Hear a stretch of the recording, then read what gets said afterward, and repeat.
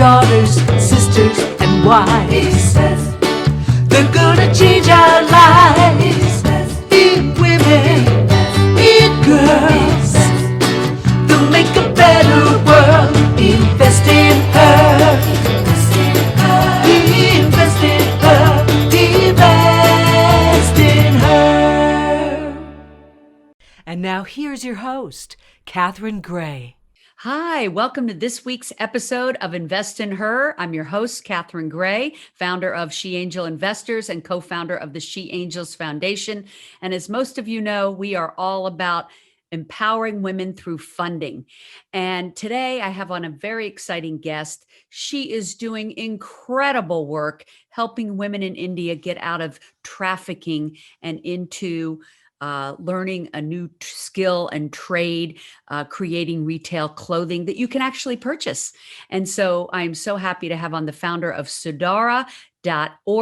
Please welcome to the show, Shannon Keith. Hi, Shannon. How are you? Hi, Catherine. I am fantastic and so happy to be here. Thank you for having me. I am so happy to have you here. You know, this is something you started back in 2006. So, girl, you've been doing this a long time. I know it makes me feel a little bit dated, and yet there have been a lot of learnings, through success and failures along the way. So, yeah, I have been at it for over 15 years now. Yeah, wow. Every entrepreneur has those setbacks, but the reward certainly outweighs it, right? Yeah, particularly when you're investing in women. Absolutely.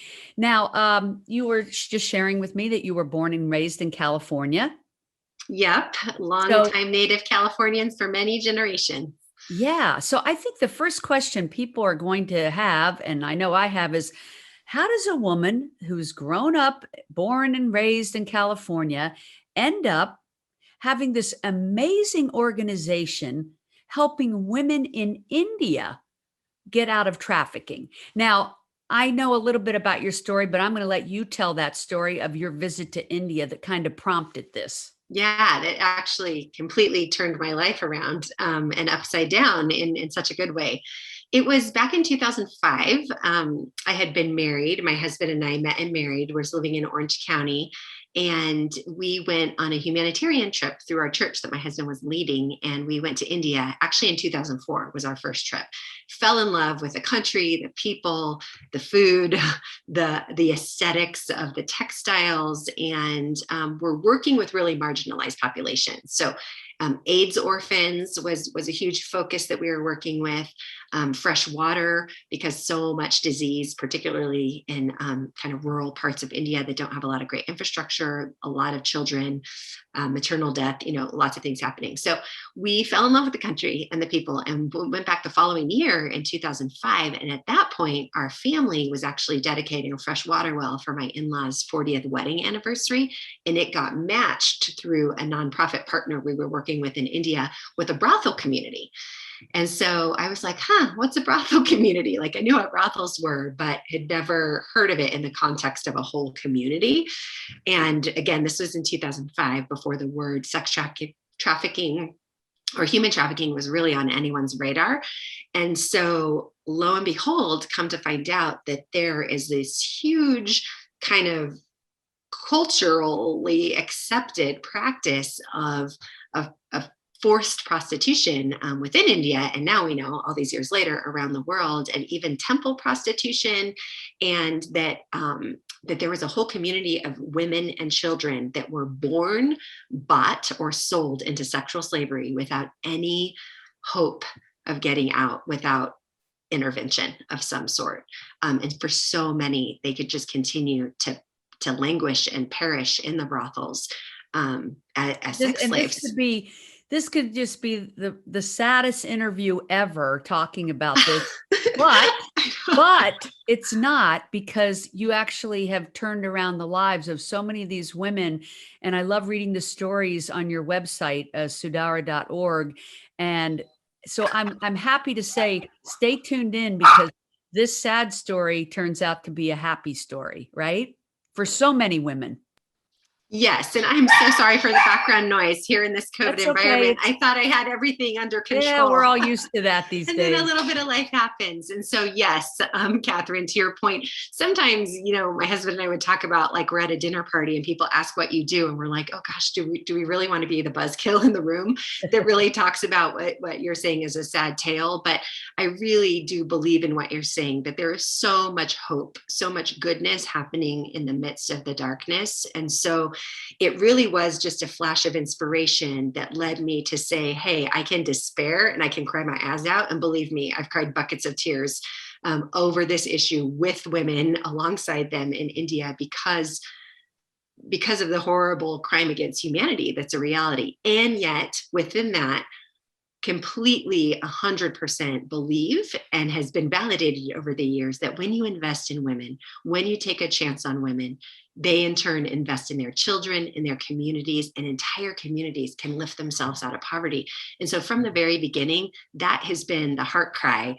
My mission is really, it's not about building a pajama empire. It's not about building a retail empire. It's about investing in women and giving them opportunity so that they can in turn invest in their own lives, and that they can be free agents, right? They can have their own agency over their bodies, over their lives, over their future. And so that is really the ethos of Sudara.org. We do that through a beautiful line of women's and men's and children's pajamas and loungewear. So there's actually a physical product and a representation and something that they can be proud of in their culture with the beautiful textiles of India. We use a beautiful part of their culture and really, juxtaposed against this hard issue of sex trafficking. And we use all of their beautiful textiles and gifts, and we send out into the world pieces of hope. So that's what we say. You can wear them comfortably, but you're wearing a piece of hope when you buy Sudara products. It's so amazing, the joy that the people in India exude. And I imagine that the clothing, really holds that joy that they, I'm sure, infiltrate into what they're doing. And I think that makes your clothing even more special. You were talking about being at dinner parties. And last night I was at a dinner party and I mentioned your organization because I knew these women would really be into it. And, of course, it starts off with, helping women out of sex trafficking, like you said, which is always a tough topic. But hey, you guys can buy these clothes that these women are making so that it gives them a livelihood so they don't have to do that. And they were like, we are so in, send us that website. So I think our listeners are those kinds of people that want to empower women. And like you've said to me, yes, these women are in India. And people here in the US or wherever they're listening to our podcast around the world can be an activist and help empower women just by buying clothing from Sudara that helps give these women an ability to make a living. And who doesn't want to do that? Really, I can't imagine anybody's listening to this podcast that right now that's not going to go to Sudara.org and buy something. Like, that's who we are, right? That's who we are as women helping women. Anybody listening to my show, I know that's their acumen. And so, look forward to having people visit the site and support this effort, because what you're doing is incredible. How many people out there are really doing something with their life like you are that is really helping change the world and make it a better place? And, I looked at the stories on your website and I hope people will go watch those videos. And, I listened to one last night about this woman who her mother had been sold into sex trafficking, and then she got AIDS, and then she, passed away. And now the daughter was going to be put into sex trafficking, and she escaped that thanks to an organization like yours that would take them in, give them a place to live, give them a new job, a way of making a living so that they didn't have to repeat that lifestyle. And so breaking that generational gap of what's happening in that country by supporting entities like Sudara. That's what I think is, you want to know what you can do. Because I know I always think, how could I help these women that are being sex trafficked? It's so it's just so It's difficult heartbreaking, to think right? It's about. Yeah, heartbreaking. yeah. Yeah, but I But think you hit on to so know many there's good something you can points. do, right? Absolutely. There's so many things you could do and really practical things. You don't have to pick up and go to India, right? That's a big barrier for a lot of people like I did. At the time I was fortunate, I was married, but didn't have kids and had quite a lot of paid time off. And so it allowed me to go and do that. Now as a mother of three and a dog, and, it's harder to do that, but everyone can take a small step, buying really beautiful, lovely products for yourself and then gifting them to others is something we do every single day as Americans. We are the largest consuming country on the planet, for better or for worse. What that means, we are probably the largest pollutants as well, because we don't always know where our goods and services and products come from. But with a company like Sudara, you do. And we have a really virtuous, clean supply chain on purpose, because just like you said before, that the products themselves and the very ethos and the DNA of the products is a reflection of the good work that we're doing in India. And so women helping women, making products by women, for women, women buying them, women giving them to their friends, women like you, Catherine, talking at the dinner party and spreading word of mouth. That's the best way that we can help each other. Women are natural collaborators. We are not the command, control, dictatorship type leaders. We're just not as a group, right?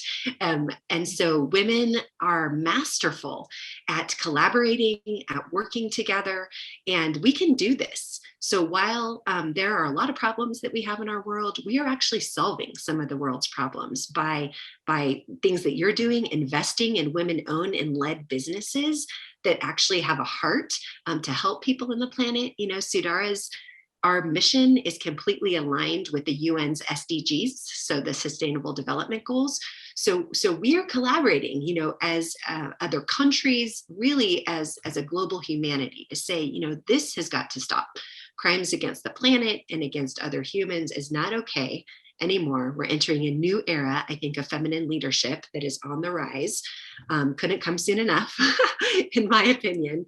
And we really want to give each other and our children and the future generations opportunities that we didn't have before.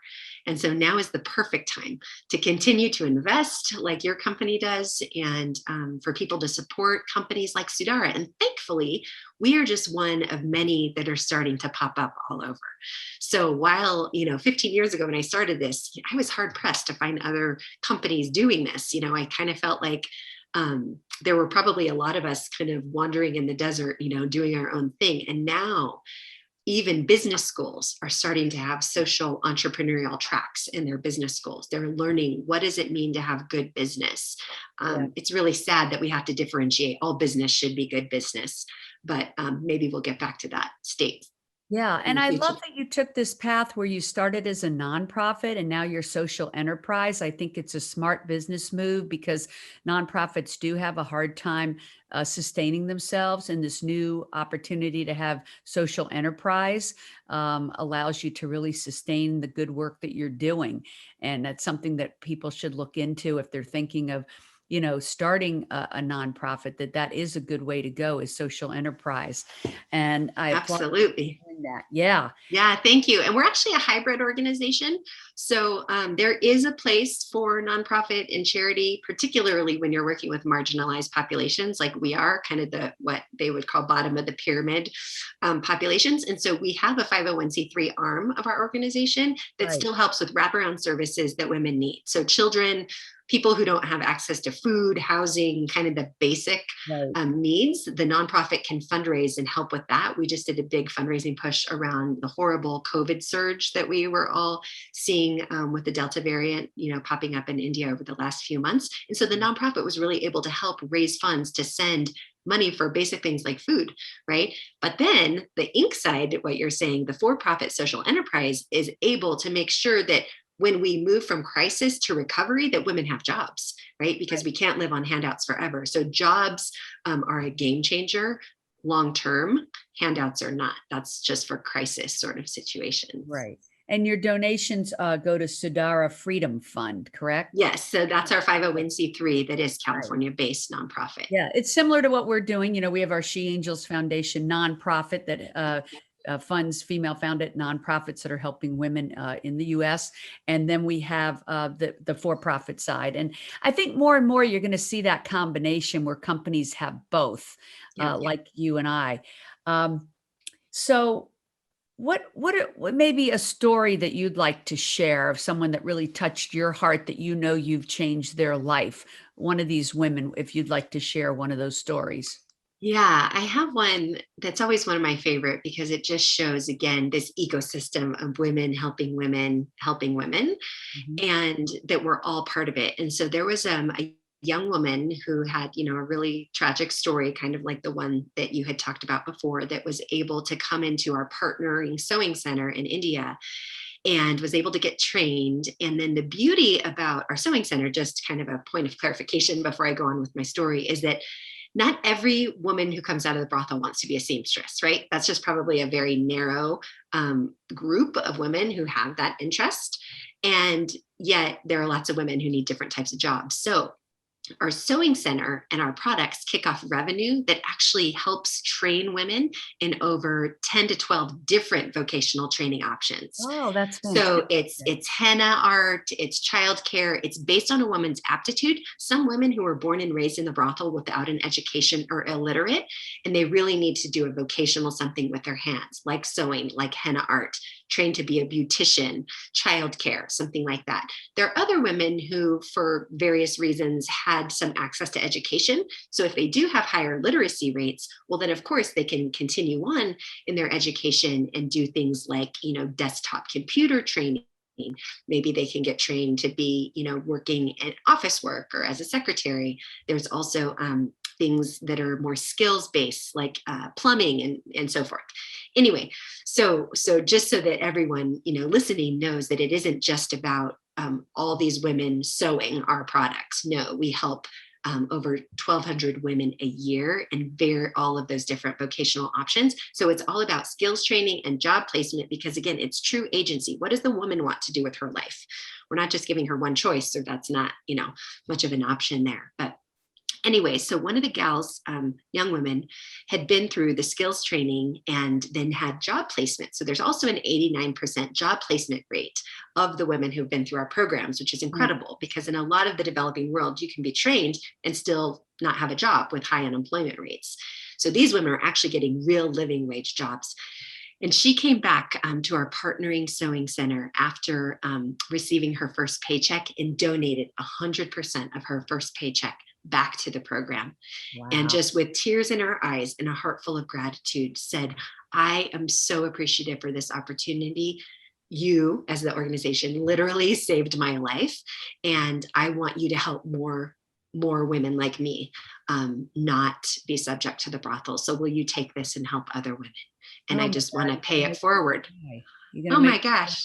Yeah. It was absolutely incredible. And so here Women you are have amazing. the poorest of the poor women who are just getting their first paycheck, not hoarding it, not keeping it to themselves, but giving it away because they have such gratitude for a new life and a new trajectory for their future. So that's what keeps me going, Catherine, on those days where I feel like I'm knocked down, kicked in the teeth with life and all the hard things that happen in international business and in this space. It's real life women like that keep me going. And that's an amazing story. Thank you for sharing that. And I did notice you have, other than I think you call them punjamis, which is pajamas. You also have other products, right? Yeah, absolutely. So we started with just pajamas and we listened to our customers and they were like, hey, these aren't just pajamas. They're so cute. I wear them outside. I wear them camping. I wear them to the farmer's market. I wear them to brunch with my girlfriends. Add pockets to them, And so we did over the years. And so now they're really pajamas and loungewear. We've added a really cute line of graphic t-shirts that have statements on them. They're really comfortable and cozy. We have robes that also can double as like beach or pool cover-ups, or just kind of a wrap that you would wear with a cute, tank top or a t-shirt under with some, strappy sandals and some jeans or a little pencil skirt. super cute to wear out on a date night or out on the town. So really versatile products. And then we started the Sudara Collective when COVID hit, because we were having a horrible time getting our products out of India as shipping and everything had stopped when every country on the planet was basically locked down. Our supply chain, kind of broke. And so we didn't have a lot of products to get to customers. And then we had other partnering women-owned businesses saying, oh, we are wholesale based and all the shops are closed and we're dying on the vine here. So they had products with no customers, and we had customers online with no products. And so we added this Sudara Collective, and now we support other female entrepreneurs doing good things as well. So there's some really cute jewelry. You'll see, some slippers, some bags made from Sari Bari, which is another freedom business out of India that does bags, but they also had some distribution here in the US. So yeah, I would encourage everyone to go and check out our collective partners. They're doing really good work with just fantastic products. I love that. Yeah, I saw a really expansive, selection. And so, and let's say you're a guy and maybe some of this stuff doesn't speak to you. You can still not only donate to Sudara Fund, but you can also buy gift cards, I saw. So, absolutely. If you don't know what your girlfriend or wife or daughter would like, you can get a gift card to help support this. I love the saying, which is Sudara Women's Clothing, empowering women through clothing. I love that. And I want to. Yeah, because women love clothing, right? Like we love to clothe ourselves, but let's do it in a way that empowers other women. Let's not do it in a way that potentially our cute clothes are made by slaves in China. Like nobody loves that story. And yet that is too often a tale, and not just China, fill in the blank, and various countries around the world. Because unfortunately, the garment business in general, is the rag industry, as they call it, is one of the dirtiest businesses on the planet in terms of crimes against humanity and against the planet, because it's a huge pollutant as well, as wasting water and chemical dyes and all of the things that goes into garment manufacturing. So you really want to know whether you buy Sudara clothes or not. We encourage you to do so at sudara.org. But various other brands, as consumers and as women who spend a lot of the household income, whether women make the money or not. Let's say you live in a traditional, home, and the woman, stays home and the man is at work, whatever. There's not that many of those, but still some in the US. Regardless if the woman's making the money, she's spending it for the household. Like 80% of the income is spent by women. And so we have tremendous power, ladies. We have earning power and we have spending power. And so we need to make sure our supply chains are clean. We need to align our values and what we believe and what we say, our rhetoric, with our actions. So you can't say you believe in all this stuff, empowering women, anti-slavery, blah, blah, blah, and then go and buy the cheapest things and haggling down on prices and not supporting good businesses. 100%. What you get is what you pay for. So we need to kind of, in our minds as Americans, kind of like retool our thinking around the value and the cost of production, the human cost around our goods and services. I mean, really, what is the choice? Buy something cheap and get behind, child slavery or whatever, or empower women to get out of the sex trafficking and pay a little bit more. Hello. Right. Yeah. Everybody who goes on there today and buys something is going to feel empowered and feel like they've done something to make the world a little better place. I think many people like myself have always thought this trafficking situation is such a tragedy. How could I be instrumental in making a difference in that arena? Because I do think we do think, what can we do? Well, here it is. Here's what you can do. It is. Yeah. And Catherine, the moment is now. I mean, if ever there were a time, I would encourage people to meet the moment. With COVID, there has been an uptick in trafficking globally, particularly in India, where there are so many vulnerable and desperate people. So when things were locked down, people, desperate times call for desperate measures, unfortunately. And so there is the secondary fallout effects of a pandemic like this, is that there's an uptick in trafficking around the world, particularly in places like India, who were so hard hit by the pandemic and didn't have the infrastructure to deal with it. So Well, now's the moment now is for everyone to activate. absolutely. Thank you so much for what you're doing. Thank you for creating a platform that all of us can participate in to make a difference and enjoy your clothing. How about that? On You're top of so everything, cute. it's like a Oh, win-win, ladies. And thank you. Sudara.org, can we also find Sudara on social media? Yes. So at Sudara Goods on Facebook and Instagram and Twitter at Sudara Goods. Would love to have you engage every listener out there, because listen, ladies, if you're a young woman in college and you don't have a lot of disposable income and you can't buy it right now, put it on your Christmas list, ask your parents to get it for you, and then also follow us and just engage, because it's all about Yeah. engagement. It isn't just about buying products. That's one way you can help, of course, but just that word of mouth engagement, being an ambassador, being an activist. So Mhm. yes, please come visit us and follow us on our social feeds. We can't wait to engage with you and have you be part of the community. Yeah, and share it on our social feeds, telling friends about it. I really believe in my circle that everyone is going to be really excited about your products and what you're doing, and just amazing work. Thank you so much. Thank you, Catherine. It's just been a pleasure. And thank you already. I mean, at your dinner party, you're already activating and There you spreading the go. good There you word. So go. you're amazing. I appreciate you. Thank you so much. Appreciate you as well. Please follow Sudara. Also, of course, follow She Angels Foundation and She Angel Investors. We're all trying to do things for the greater good to help people think about investing in women, buying from women, funding women. That's what it's all about right now. We need to level that playing field. And like Shannon said, ladies, we control 80% of the buying decisions and about a third of all the monies in the world. We do have the power to change this and level the playing field. So let's do it. Get out there and do that today. Invest in her. Visit Sudara.org and shop. And thank you so much for tuning in. Make it a great day. Let's get women empowered. And it starts with you. Take care. Thanks, Shannon. Thank you.